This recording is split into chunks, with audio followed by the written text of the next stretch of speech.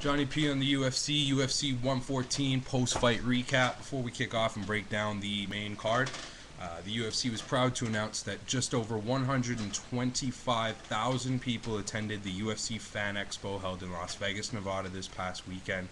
They also announced that they will be having one in Boston, which was known, and Dana White also announced that he would like to have one in the UK sometime in 2010.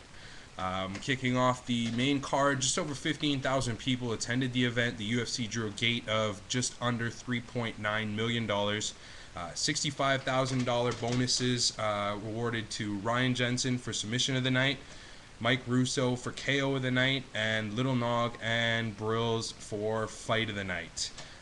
Kicking off, let's just get straight into the main event of the evening, as Rampage did show a little bit of ring rust, showed that Rashad's speed was just too much for him to handle. I thought the fight was going to be over in the first round when Rashad landed that crisp right hook. Rampage did well to recover and basically just got out wrestled. Looked a bit tired. Ring rust, as I said, was obviously a factor in that fight. Rashad will now go on to face the light heavyweight champion in Mauricio Shogun Rua. It's going to be a very tough fight for Rashad. I do believe that Mauricio has found his form, and that has led people to believe that he is the top light heavyweight in the world, and I think it's going to take a lot to beat him. Rampage, on the other hand, said it is too much for him to juggle between making movies and fighting. He did say that he has a couple movie offers on the table. Just as a reference note, Rampage made $250,000 for that fight versus Rashad, versus the potential millions that he could be earning in doing a lot easier work in making movies. So we'll see how that goes moving forward. Good performance from Dan Miller over Bisping. Personally, I'm not a huge fan of Michael Bisping nor his fighting style. He attributes fighting wrestlers to him not having power. I think the UFC is just going to use him as a stepping stone. He's going to be their 8, 9, or 10 contender. And if you want to make that jump into fighting the top contenders, you got to beat Bisping. And if you don't, you're just going to get cut. I'd like to keep my personal differences aside. Not that I know the guy or anything. I'm just not a huge fan of him. Mike Russo and Todd Duffy. Duffy teed off on Russo. Russo blocked a lot of the punches with his face, mind you. Good time to have shit for brains, I guess. Not saying that he's an unintelligent fighter, but he looked like he was going to be out on several occasions when Duffy was landing pure strikes to his face, and then right at the end of the fight, cracked him with a nice right hand and laid Duffy out for the KO. And KO of the night as well.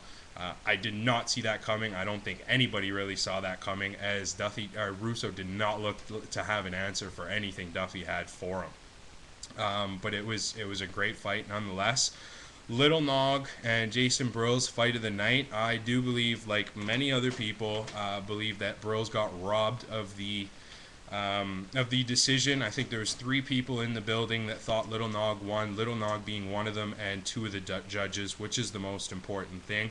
At the beginning of the fight, he was looking for the takedown. I thought he was a bit crazy. The last place I would want to fight a Nogueira is in a Nogueira guard, but he proved to do very well, worked his wrestling, his control, almost tapped Nogueira out. I wouldn't say tapped him out. I don't think Little Nog would tap. I think he would just go to sleep, to be perfectly honest with you. So a great performance by him, but again, you can't not leave it in the judges' hands. Stun Gun Kim proved to be too much of a grappler for the crisp Muay Thai striking Amir Sadala, which eventually earned him the decision by basically taking Amir down and beating him up on the ground. So we'll see what they have next for Amir. John Hathaway comes out. I kind of saw this coming. I don't like making predictions because it is a fight and anything could happen. But he did come out and he beat up on Diego Sanchez. I believe he won one of the rounds 10-8. And Diego is now looking to drop down to 155.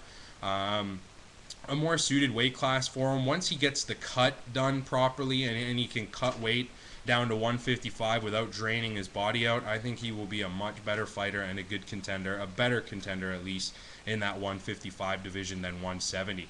Moving forward for Hathaway, he proved that he is no joke. He was 12-0, 13-0 now, Personally, I would like to see him fight a guy like Dan the Outlaw Hardy. Battle of Britain is what it would be. They do not fight out of the same camps, as Hardy fights at a Rough House, and Hathaway is at a London Shoot Fighters, which is based in a lovely city of Brighton on the south coast. So again, another great performance by Hathaway. Good fights all around. Melvin Gillard came out on top. He looked to improve his striking with those crisp knees. Just before the fight as well, Dana White announced that Ricardo Arona had a quick conversation with him about joining the UFC. For those of you who don't know, Ricardo Arona is a big-time heavyweight that used to fight in Pride. A lot of inactivity these days. A very good grappler, a very good jiu-jitsu artist. So we'll see what happens with that moving forward. For now, this has been Johnny P on the UFC. Look for me later this week to do the breakdown for the Chuck Liddell-Rich Franklin fight, as they will kick off towards, well, I guess for the end of the Ultimate Fighter season. Until next time, this is Johnny P on the UFC saying keep your guard down and your chin up.